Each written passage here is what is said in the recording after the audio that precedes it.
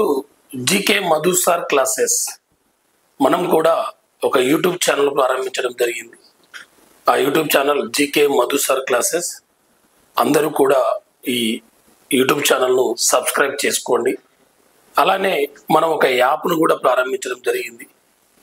GK Madhu sir online classes అనే ఒక యాప్ను కూడా ప్రారంభించడం జరిగింది. ప్లే స్టోర్లోకి వెళ్ళి ఆ యాప్ను డౌన్లోడ్ చేసుకోండి. అన్ని కాంపిటేటివ్ ఎగ్జామ్స్కు ఉపయోగపడే విధంగా ఆ కోర్సును రూపొందించడం జరిగింది. 6 months వ్యాలిడిటీ ఉంటుంది. జస్ట్ 399 రూపీస్తో ఆ కోర్సు అవైలబుల్గా ఉంది. అందరూ కూడా ఆ కోర్సు తీసుకోండి. అన్ని కాంపిటేటివ్ ఎగ్జామ్స్కి ఉపయోగపడుతుంది. ఇప్పటి నుంచి మన యూట్యూబ్ ఛానల్లో కరెంట్ అఫైర్స్ అప్లోడ్ చేయబడుతుంది. మన YouTube channel GK Madhu sir classes.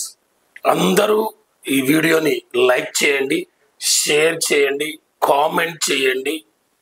కంపల్సరిగా మన యూట్యూబ్ ఛానల్ను సబ్స్క్రైబ్ చేసుకోండి. ఓకేనా? ఈరోజు మనం డిస్కషన్ చేయబోయే టాపిక్స్ ఏంటో ఒకసారి చూద్దాం. ఒకటి డిస్కషన్ చేసే టాపిక్ మలేరియా రహిత దేశంగా రీసెంట్గా మలేరియా రహిత దేశంగా ఒక దేశాన్ని ప్రకటించడం జరిగింది. ఆ దేశం ఏది అనేది ఒక టాపిక్. రెండవది రామ్సర్ సైట్స్ లేదా ప్రపంచ చిత్తడి నేలలుగా ఒక 4 మళ్ళీ గుర్తించడం జరిగింది రీసెంట్గా. మూడవది Indian coast guard day. Indian coast guard day. ఈ 3 అంశాల గురించి మనం ఈరోజు వీడియోలో డిస్కషన్ చేయడం జరుగుతుంది. అంటే ఫస్ట్ వచ్చి మలేరియా రహిత దేశంగా రీసెంట్గా ఏ దేశాన్ని ప్రకటించింది? WHO అనే సంస్థ. అది మలేరియా రహిత దేశం ఎన్నవ దేశంగా? ఆ దేశం రాజధాని ఏది? అసలు మలేరియా అనేది దేని వల్ల వస్తుంది? ఆ మలేరియా డేని ఎప్పుడు జరుపుకుంటారు? ఆ మలేరియా ఏ దోమ వల్ల వస్తుంది? అసలు ప్రపంచంలో ఇప్పటివరకు ఎన్ని దేశాలను మలేరియా రహిత దేశాలుగా WHO ప్రకటించడం జరిగింది? మరి ఆడ ఎనాపిలిస్ దోమ వల్ల వచ్చే వ్యాధులు ఏంటి? ఆడ క్యూలెక్స్ దోమ వల్ల వచ్చే వ్యాధులు ఏంటి? ఆడ ఎడిస్ దోమ వల్ల వచ్చే వ్యాధులు ఏంటి అనే విషయాల గురించి మనం ఇప్పుడు చూద్దాం. ఫస్ట్ మనం చెప్పుకునేది ఇటీవల మలేరియా రహిత దేశంగా WHO అనే సంస్థ జార్జియా అనే దేశాన్ని ప్రకటించింది. 2024లో మలేరియా రహిత దేశంగా WHO ఈజిప్టును ప్రకటించింది. ఈజిప్టు మలేరియా రహిత దేశంగా 44వ దేశంగా ప్రకటించింది. అంటే జార్జియాను 45వ దేశంగా ప్రకటించింది. అసలు WHO మొట్టమొదటి మలేరియా రహిత దేశంగా మారిషస్ అనే దేశాన్ని ప్రకటించింది. ఈ మారిషస్ను 1975లో ప్రకటించింది. ప్రపంచంలో ఇప్పటి వరకు మలేరియా రహిత దేశాలుగా WHO 45 దేశాలు ప్రకటిస్తే రీసెంట్గా 45వ దేశం ఏదంటే జార్జియా, 44 ఏదంటే ఈజిప్ట్, మొదటి దేశం ఏదంటే మారిషస్ను 1975లో ప్రకటించడం జరిగింది. మరి జార్జియా అన్నాం. ఈ జార్జియా యొక్క రాజధాని టిబిలిసి అనేది జార్జియా యొక్క రాజధాని. ఈ టిబిలిసి అనేది 2021లో యునెస్కో వరల్డ్ బుక్ క్యాపిటల్ గా ప్రకటించినది. యునెస్కో వరల్డ్ బుక్ క్యాపిటల్, ప్రపంచ పుస్తకాల రాజధానిగా యునెస్కో అనే సంస్థ 2021లో దేన్ని ప్రకటించిందంటే టిబిలిసి. అదే 2022లో యునెస్కో వరల్డ్ బుక్ క్యాపిటల్ గా గ్వాడాలజారా అనే నగరాన్ని ప్రకటించింది. ఈ గ్వాడాలజారా ఏ దేశం అంటే మెక్సికో. ఆ తర్వాత 2023లో యునెస్కో వరల్డ్ బుక్ క్యాపిటల్ గా ఆక్రా అనే నగరాన్ని ప్రకటించింది. ఆక్రా ఏ దేశం అంటే ఘనా. అదే 2024 యునెస్కో వరల్డ్ బుక్ క్యాపిటల్ గా ఏ నగరాన్ని ప్రకటించిందనంటే స్ట్రాస్బర్గ్ అనే నగరాన్ని ప్రకటించింది.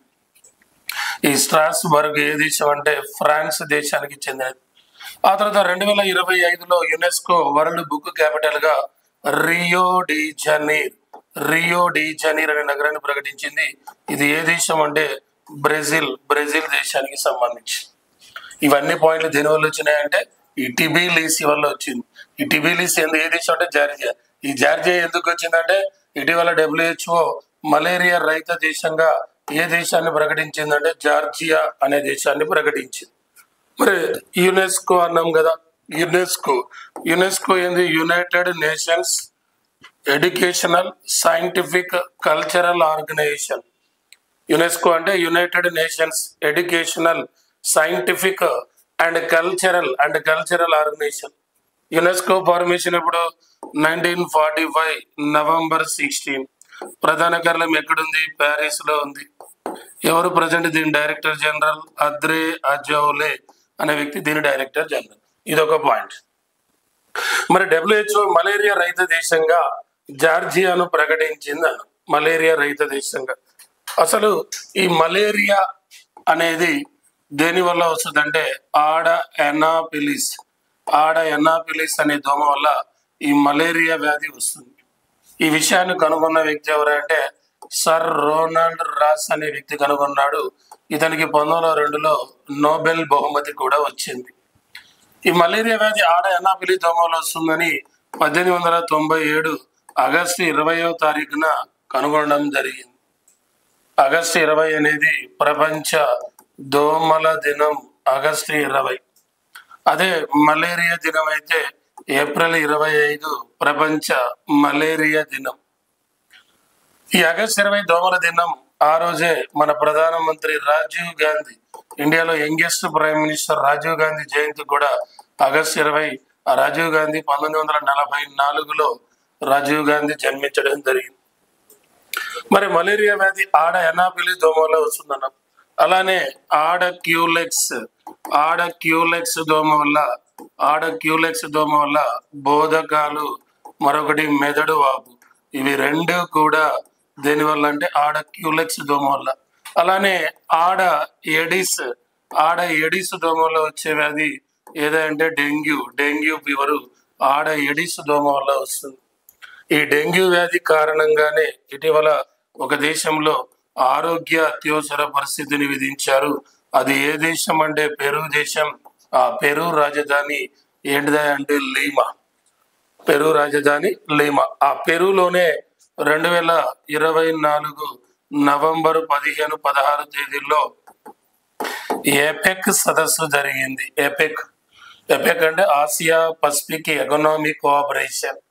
మళ్ళీ 2025లో ఏపెక్ సదస్సు ఎక్కడ జరగబోతుంది?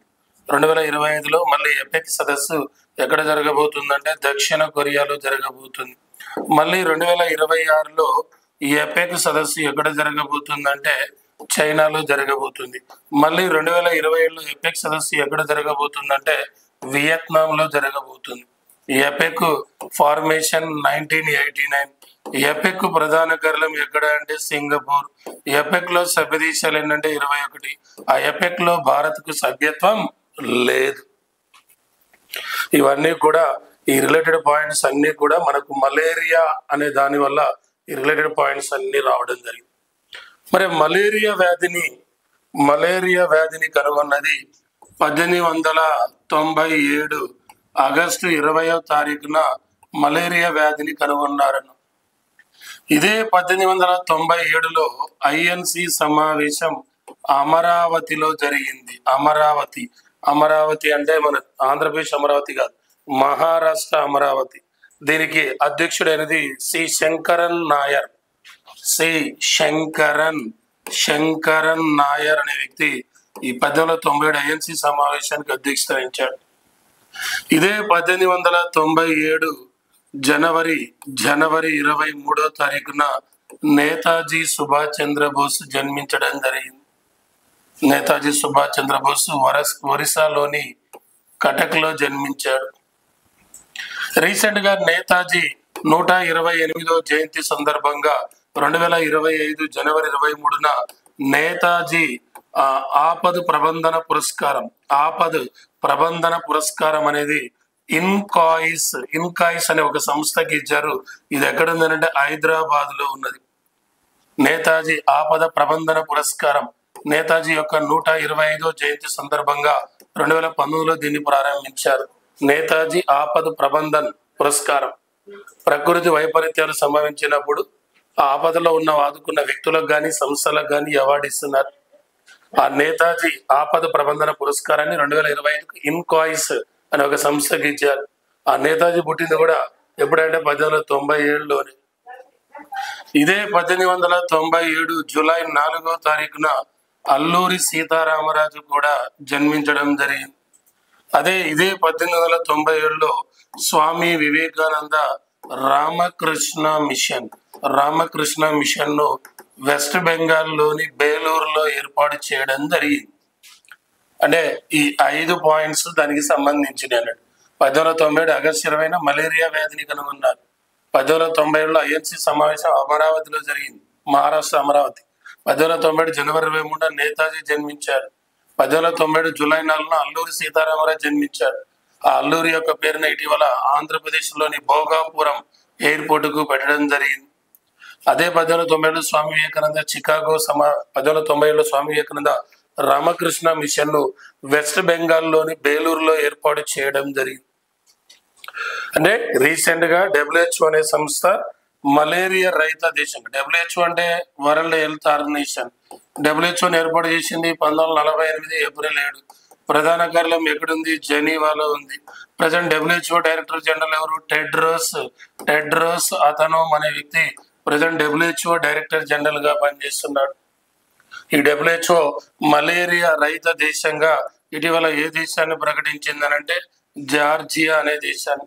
అదే WHO అనే దేశం ఇటీవల కుష్టి వ్యాధి నిర్మూలించిన దేశంగా, ప్రపంచంలో కుష్టి వ్యాధి నిర్మూలించిన మొదటి దేశంగా దేన్ని ప్రకటించిందంటే జోర్డాన్ అనే దేశాన్ని ప్రకటించింది. ఇదే WHO అనే సంస్థ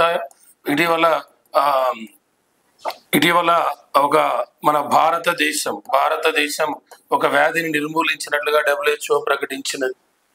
కళ్ళకు సోకే ఒక అంటువ్యాధి, అది ఒక అంటువ్యాధి. ఆ వ్యాధిని నిర్మూలించినట్లుగా ఇటీవల WHO ప్రకటించడం జరిగింది. WHO మలేరియా రహిత దేశంగా జార్జియా, కుష్టి వ్యాధి నిర్మూలించిన దేశంగా జోర్డాన్. అదే WHO భారత్ని ట్రకోమా అనే వ్యాధిని నిర్మూలించిన దేశంగా, కళ్ళకు సోకే ఒక అంటువ్యాధి, ఇది నిర్మూలించినట్లుగా WHO ప్రకటించడం జరిగింది. WHO ప్రకటించింది. ఇది మనకు మలేరియా రహిత దేశంగా జోర్డాన్ నుంచి అలా ఆ లింక్ పాయింట్స్ మనం డిస్కషన్ చేయడం జరిగింది. మలేరియా రహిత దేశం అయితే జోర్డాన్, కుష్టి వ్యాధి నిర్మూలించిన దేశం అయితే జోర్డాన్, అది మలేరియా రహిత దేశం అయితే జార్జియా. అదే ఏంటిది? కుష్టి వ్యాధి నిర్మూలన దేశం అయితే జోర్డాన్. అదే భారత్ అయితే ట్రకోమా వ్యాధి నిర్మూలించిన దేశంగా WHO ప్రకటించడం జరిగింది. ఓకేనా?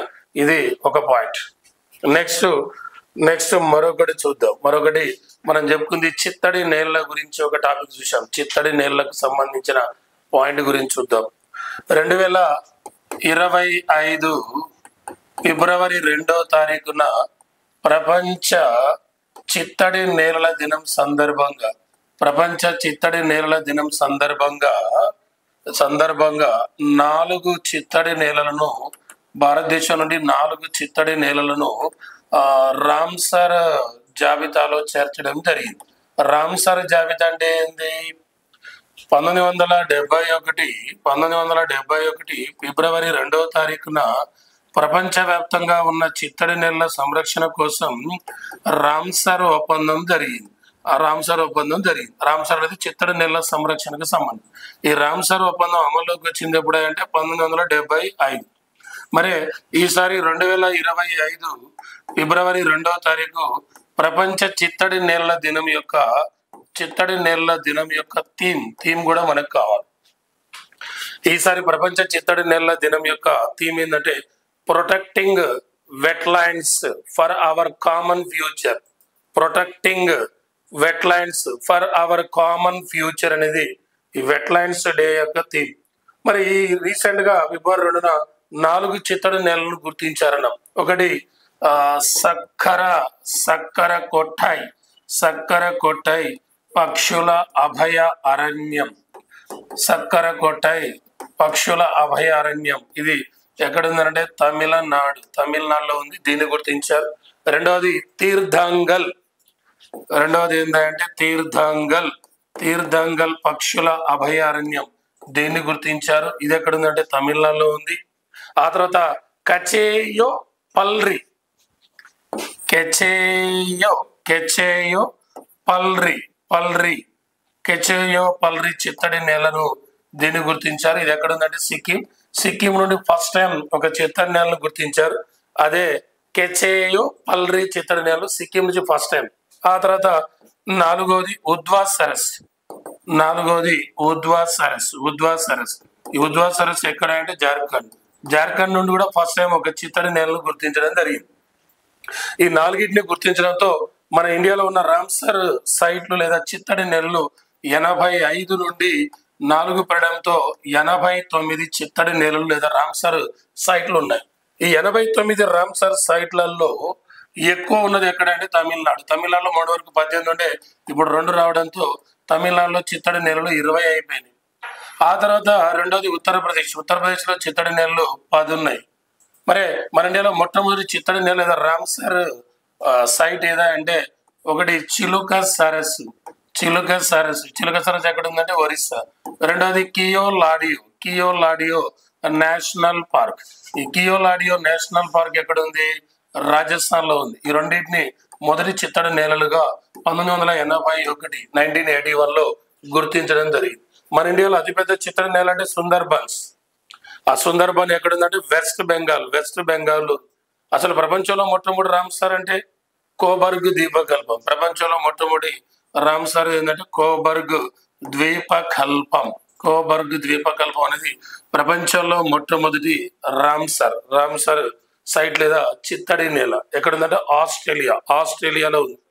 మరి చిత్తడి నేలల దినం అయితే ఫిబ్రవరి 2 అన్నాం. ఫిబ్రవరి 2 అన్నాం. అసలు నేలల దినం అయితే డిసెంబర్ 5వ తారీఖు. నేలల గురించి అధ్యయనం చేసే శాస్త్రం పెడాలజీ. పెడాలజీ. తెలంగాణలో ఎక్కువగా ఉన్న నేలలు ఎర్ర నేలలు. అదే ఆంధ్రప్రదేశ్ లో ఎక్కువ ఉన్నది ఒండ్రు నేలలు. అదే ఇండియాలో కూడా ఎక్కువ ఉన్న నేలలు ఒండ్రు నేలలు. మన ఇండియాలో ఎర్ర నేలలు ఎక్కువగా ఉన్న రాష్ట్రం తమిళనాడు. మన ఇండియాలో ఒండ్రు నేలలు ఎక్కువగా ఉన్న రాష్ట్రం ఏదంటే అంటే ఉత్తరప్రదేశ్. ఉత్తరప్రదేశ్. ఇదొకటి వార్తల్లోకి వచ్చి రామ్సర్ ఒప్పందం జరిగింది 1971 ఫిబ్రవరి 2వ తారీఖున రామ్సర్ ఒప్పందం జరిగింది. 1971 లో రామ్సర్ ఒప్పందం. మనకు 1971 గుర్తు చెప్పండి. ఇంకో పాయింట్ గుర్తు రావాలి. మన ఇండియాలో సెకండ్ నేషనల్ ఎమర్జెన్సీ. ఇండియాలో సెకండ్ నేషనల్ ఎమర్జెన్సీ విధించింది 1971 లో.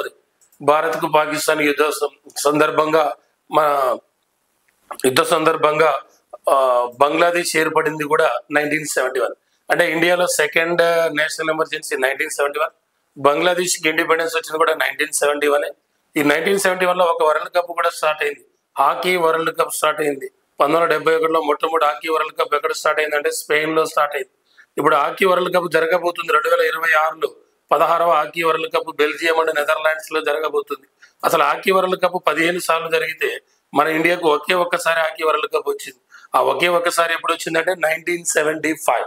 ఆ 75 కూడా మనకి ఇక్కడ వచ్చింది. రామ్సర్ ఒప్పందం అమల్లోకి వచ్చింది ఎప్పటి నుండి?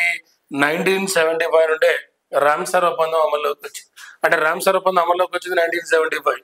ఇండియాకు హాకీ వరల్డ్ కప్ వచ్చింది ఎప్పుడు? 1975. మన ఇండియాలో థర్డ్ నేషనల్ ఎమర్జెన్సీ విధించింది ఎప్పుడు? 1975. అలానే men's ODI world cup start అయింది ఎప్పుడు? 1975. సర్వేపల్లి రాధాకృష్ణ మరణించింది ఎప్పుడు? 1975 ఏప్రిల్ 17. మన ఇండియా ప్రయోగించిన మొట్టమొదటి ఉపగ్రహం ఆర్యభట్ట ఎప్పుడు? 1975 ఏప్రిల్ 19. ఇందిరాగాంధీ 5 ప్రాంతీయ గ్రామీణ బ్యాంకులు ఏర్పాటు చేసింది 1975 అక్టోబర్ 2. సిక్కింను 22వ రాష్ట్రంగా గుర్తించింది ఎప్పుడు? 1975. ప్రపంచంలో ఎవరెస్ట్ శిఖరాన్ని అధిరోహించిన మొట్టమొదటి మహిళ జుంకో తాబి జపాన్ ఎప్పుడు? 1975. ఎన్టీపీసీని ఏర్పాటు చేసింది ఎప్పుడు?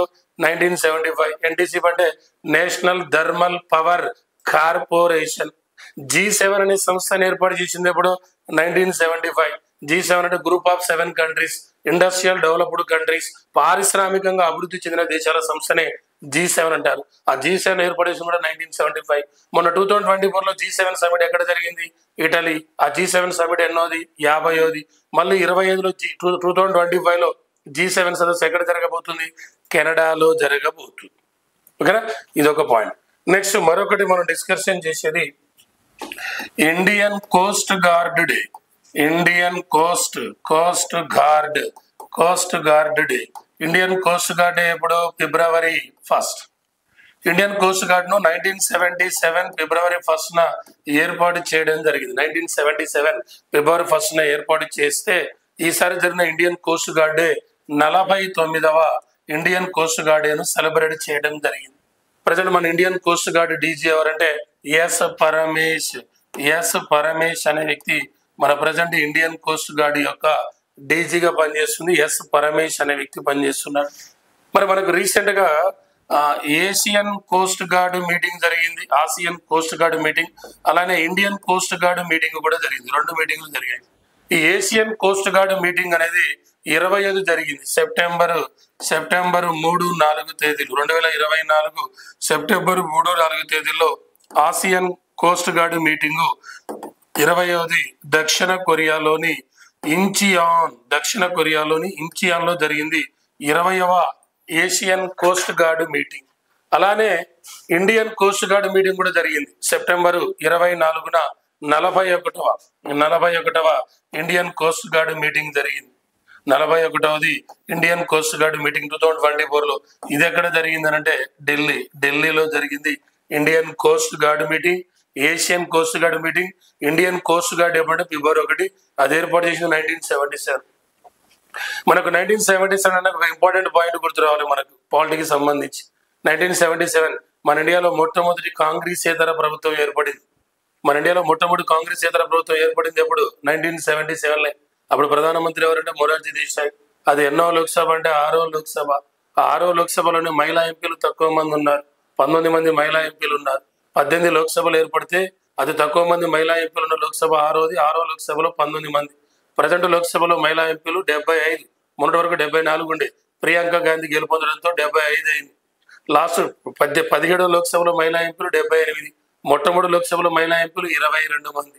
అంటే మొట్టమొదటి కాంగ్రెసేతర ప్రభుత్వం ఏర్పడిన లోక్సభ ఎన్నోదంటే 6వ లోక్సభ. ఇప్పటి వరకు 18 లోక్సభలు ఏర్పడితే ఎక్కువ కాలం కొనసాగింది. అంటే 5 సంవత్సరాలు కొనసాగిన లోక్సభ 6 సంవత్సరాలు కొనసాగింది. 6 సంవత్సరాలు కొనసాగిన లోక్సభ ఎన్నోదంటే 5వది. ఒక లోక్సభ 1 year మాత్రమే కొనసాగింది. ఆ 1 year కొనసాగిన లోక్సభ ఎన్నోదంటే 12వ లోక్సభ. ప్రజెంట్ లోక్సభ స్పీకర్ ఎవరు? ఓం బిర్లా. ఆయన రాజస్థాన్ లోని కోటా నియోజకవర్గం నుంచి ఎన్నిక కావడం జరిగింది. ఇదే 1977లో ఆంధ్రలో దివిసీమ ఉప్పెన వచ్చింది. 1977లో దివిసీమ ఉప్పెన అది వచ్చింది November 19. ఆ November 19 ఇందిరాగాంధీ బర్త్డే. ఆ November 19 వరల్డ్ మెన్స్ డే. ఆ November 19 వరల్డ్ టాయిలెట్ డే. ఆ November 19 ఝాన్సీ లక్ష్మీబాయి జయంతి. ఆ ఝాన్సీ లక్ష్మీబాయి జన్మించింది ఎప్పుడు? 1828లో ఝాన్సీ లక్ష్మీబాయి జన్మించింది. ఆ 1828 మళ్ళీ ఒక పాయింట్ గుర్తు రావాలి. రాజా రామ్మోహన్ రాయ్ బ్రహ్మ సమాజాన్ని ఏర్పాటు చేసింది 1828. ఆ తర్వాత రాజా రామ్మోహన్ రాయ్ మరణం తర్వాత బ్రహ్మ సమాజం 2గా విడిపోయింది మళ్ళీ. అది ఎప్పుడు అంటే 1866లో. ఆ 1866లో బ్రహ్మ సమాజం, ఆది బ్రహ్మ సమాజం, భారతీయ బ్రహ్మ సమాజంగా విడిపోయింది. ఆది బ్రహ్మ సమాజ నాయకుడు దేవేంద్రనాథ్ ఠాగూర్. భారతీయ బ్రహ్మ సమాజ నాయకుడు ఎవరంటే కేశవ చంద్ర సేన్. ఇలా ప్రతి పాయింట్ ఇంకొక పాయింట్ కి లింక్ చేస్తూ దాని జీకేలకు, కరెంట్ అఫైర్స్, మిగతా సబ్జెక్టులకు లింక్ చేసి వెళ్తే మనకి ఏ ప్రాబ్లం ఉండదు. అందుకనే మన జీకే మధుసార్ క్లాసెస్ యూట్యూబ్ ఛానల్ అందరూ కూడా సబ్స్క్రైబ్ చేసుకోండి, దీన్ని ఫాలో కాండి. మన యాప్ కూడా ప్రారంభించడం జరిగింది. ప్లే స్టోర్లోకి వెళ్ళి జీకే మధుసార్ ఆన్లైన్ క్లాస్ అనే యాప్ డౌన్లోడ్ చేసుకోండి. జస్ట్ 399 రూపీస్తో మన కరెంట్ అఫైర్స్ కోర్స్ అవైలబుల్గా ఉంది. మనకు టాపిక్ వైజ్ కూడా పెట్టడం జరిగింది. ఒక 20 hours పెట్టాను, మిగతా కూడా అప్లోడ్ చేస్తాను. ఏ టాపిక్ ఆ topic, January month, December month, who is who అనే టాపిక్, అవార్డ్స్ అనే టాపిక్, స్పోర్ట్స్ అనే టాపిక్, సదస్సులు సమావేశాలు, దేని టాపిక్ దాన్ని డివైడ్ చేయడం జరిగింది. జస్ట్ 399 రూపీస్తో అవైలబుల్ ఉంది. ఇప్పటి నుంచి మీకు కావాల్సిన ప్రతి అంశాన్ని కూడా మన యాప్లో అప్లోడ్ చేయబడుతుంది. మన యూట్యూబ్ ఛానల్ అందరూ సబ్స్క్రైబ్ చేసుకోండి, ఫాలో కండి. Thank you. జై హింద్.